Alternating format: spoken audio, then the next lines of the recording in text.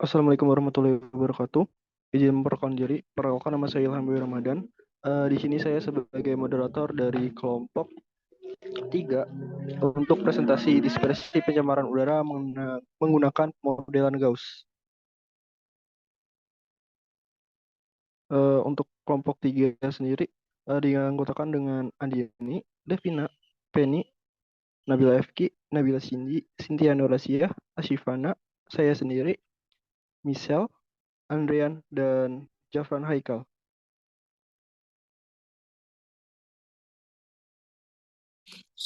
Lokasi pada studi kasus sumber C berada di lokasi Kabupaten Gorontalo yang bersumber emisinya berasal dari pabrik pupuk urea.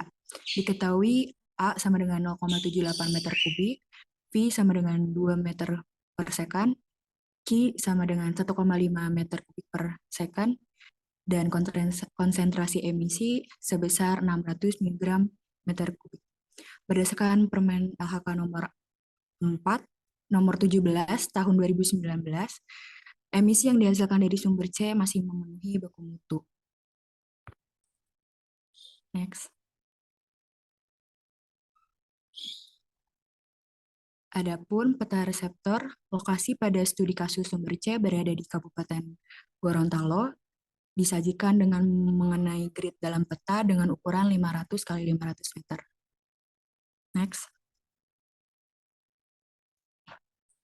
Berdasarkan grafik Windrows tersebut, dapat disimpulkan bahwa data angin pada bulan Januari tahun 2020 dari keempat mata angin dominan dari barat ke arah timur. Next. Kecepatan rata-rata dari tiap arah angin dapat dihitung dengan data frekuensi kecepatan pada tiap arah angin. Adapun rumus yang digunakan seperti berikut. Dari perhitungan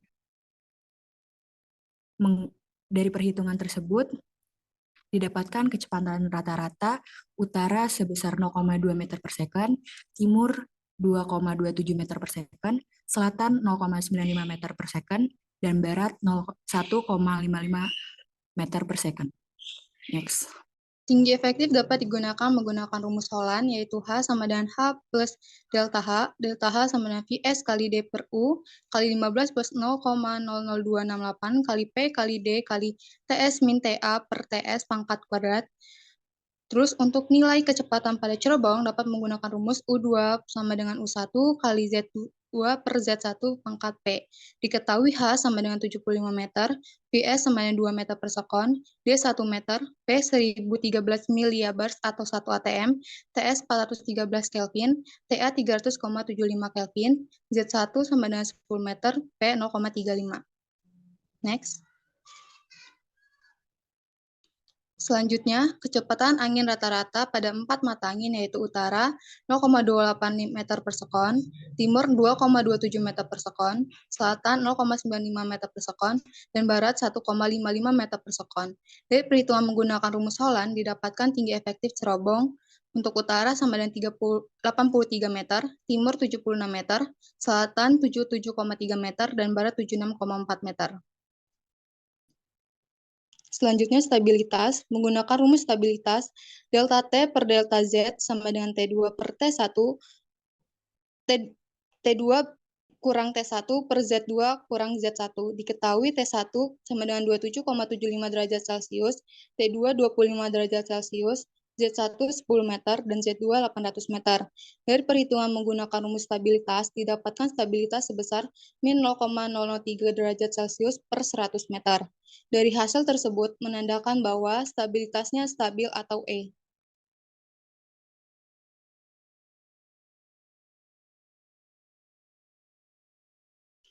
Konstanta A, B, C, D, dan F didapatkan pada sumber Ward and Warner tahun 1998.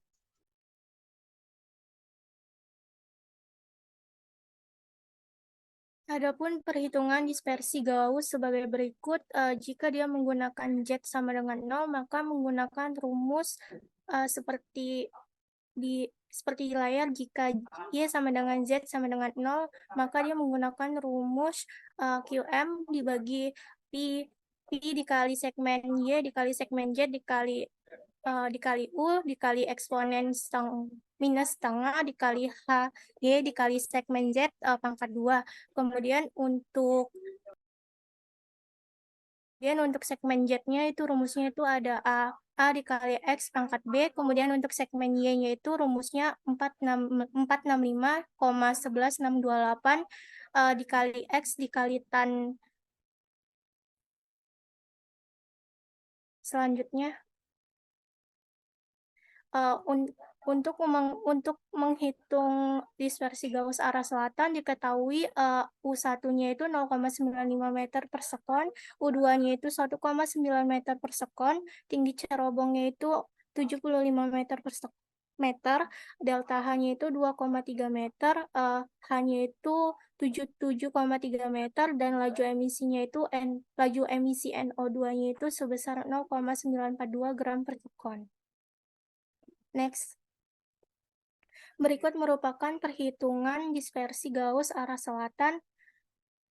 Untuk koordinat sumber X-nya itu, yang pertama itu ada 0, kemudian Y-nya itu 0.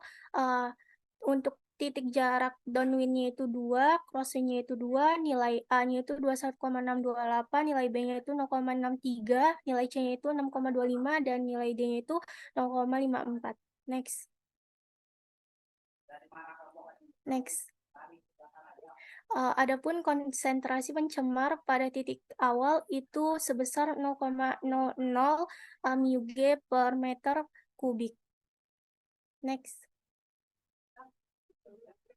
Selanjutnya untuk perhitungan dispersi Gauss arah barat, itu diketahui untuk UI-nya 1,55 meter per sekon, kemudian untuk U2-nya 3,1 meter per sekon, tinggi cerobongnya 75 meter, delta H sama dengan 1,4 meter, dan H sama dengan 76,4 meter, kemudian laju emisi NO2-nya 0,942 gram per sekon.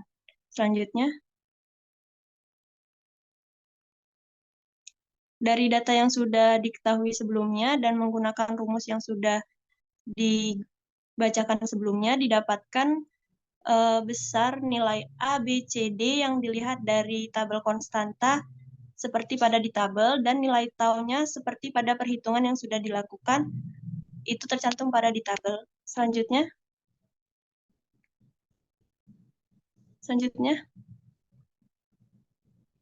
Kemudian untuk nilai sigma Y, sigma Z, dan angin rata sudah dilakukan perhitungan seperti pada sebelumnya, sehingga nilainya dapat dilihat pada di tabel, dan didapatkan konsentrasi pencemarnya itu sebesar 0,00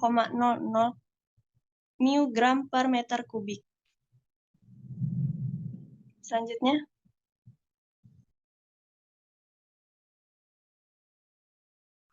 Baik, selanjutnya merupakan perhitungan dispersi Gauss dari arah utara. Diketahui dengan data U1 yaitu 0,28 meter per sekon, U2 sebesar 0,6 meter per sekon, tinggi cerobong 75 meter, delta H 8 meter, H sebesar 83 meter, dan laju emisi NO2 sebesar 0,942 gram per sekon. Selanjutnya. Berikut merupakan isoplet dari perhitungan dispersi Gauss arah utara. Selanjutnya. Next. Berikut merupakan hasil akhir, yaitu konsentrasi pencemar dengan nilai yang beragam sesuai dengan nilai koordinat sumbernya. Next. Ya, selanjutnya ada perhitungan dispersi Gauss arah timur. Diketahui dari data UI 2,27 meter per second, data U2 4,6 meter per second, tinggi cerobongnya 75 meter, delta H 1 meter, dan H-nya 76 meter. Dan untuk laju emisi NO2 yaitu 0,942 gram per second. Next. Dan berikut merupakan isoplet perhitungan dispersi Gauss arah timur. Di sini ada konstanta A, B, C, D. Dan berikut data-data pada table bisa dilihat pada layar. Next.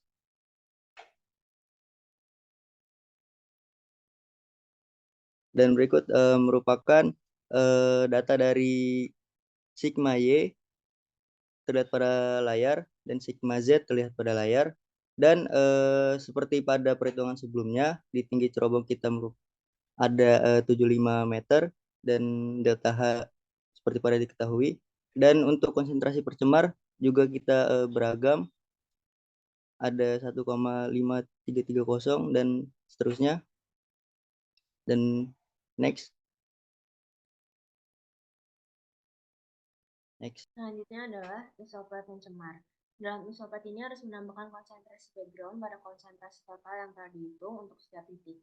Dan isoplet digunakan untuk menggambarkan distribusi spasial dari suatu variabel maupun fenomena pada peta maupun diagram dengan representasi dalam bentuk garis dan juga kontur yang menghubungkan titik-titik dengan nilai yang sama.